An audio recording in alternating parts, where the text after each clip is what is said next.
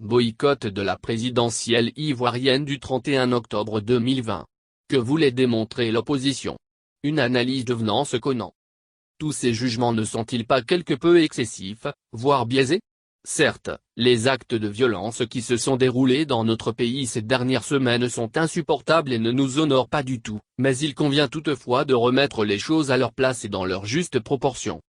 Certains partis politiques, pour des raisons qui leur sont propres, ont choisi de ne pas participer à l'élection présidentielle du 31 octobre.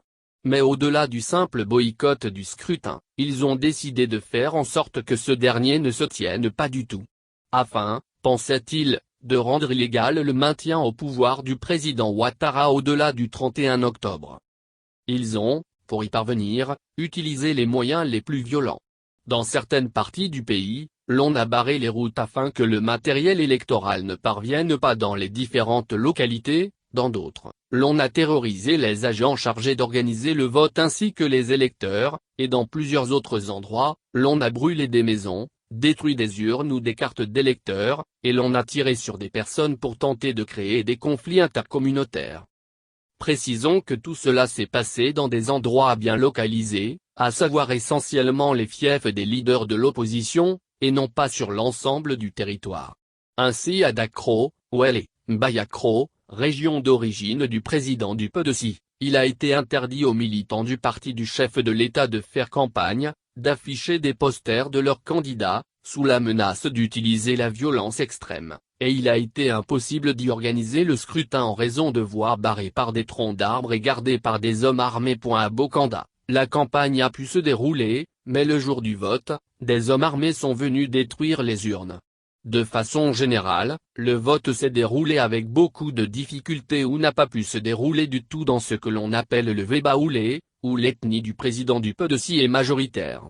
Précisons que c'est à Dakro, le village natal d'Henri Konan Bédié, président du PDC, que s'est déroulée l'horrible scène de la décapitation. Que voulait démontrer l'opposition? Elle voulait peut-être montrer que cette partie de la Côte d'Ivoire ne veut pas du président Ouattara et reste fidèle à celui qui a pris la tête de la contestation du pouvoir depuis quelque temps. Mais au-delà, il s'agissait surtout, pour cette opposition, de faire en sorte qu'il n'y ait pas d'élection du tout, afin de pouvoir exécuter le projet d'une transition qu'elle conduirait.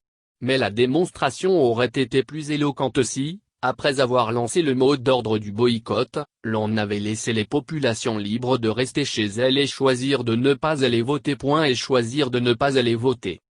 Lire aussi, en attendant la proclamation des résultats, le pouvoir se félicite, l'opposition aussi.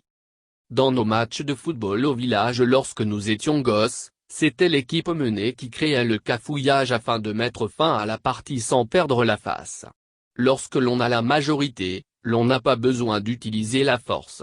Au contraire, son usage indique que l'on ne veut pas que l'on sache ce que l'on représente réellement sur le terrain, et l'on veut imposer sa volonté par la terreur.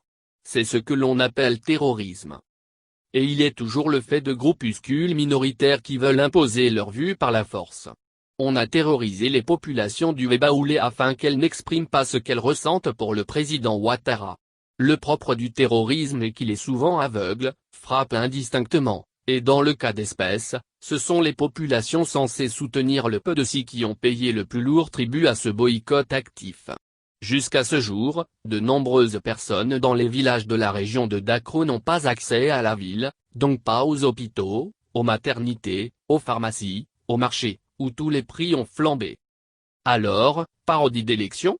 Il y a certes eu impossibilité d'organiser le scrutin dans plusieurs endroits, mais les observateurs sérieux ont vu qu'il s'est bien déroulé dans beaucoup plus d'autres endroits.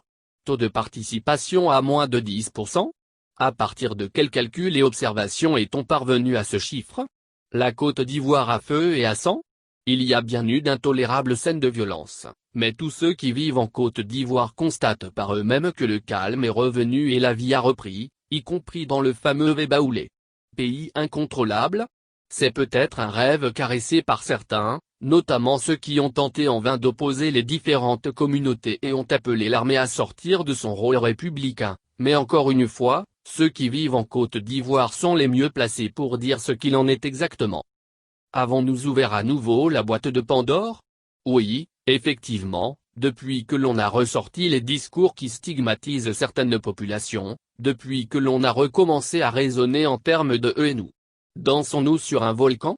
Certainement, tant que la sagesse ne nous habitera pas tous, tant que nos cœurs seront remplis de haine, et surtout tant que les mots d'apaisement et de rassemblement que l'on attend ne seront pas sortis de la bouche de ceux qui doivent les prononcer, à savoir ceux à qui le grand âge et le riche parcours politique devraient conférer le titre de sage de la nation.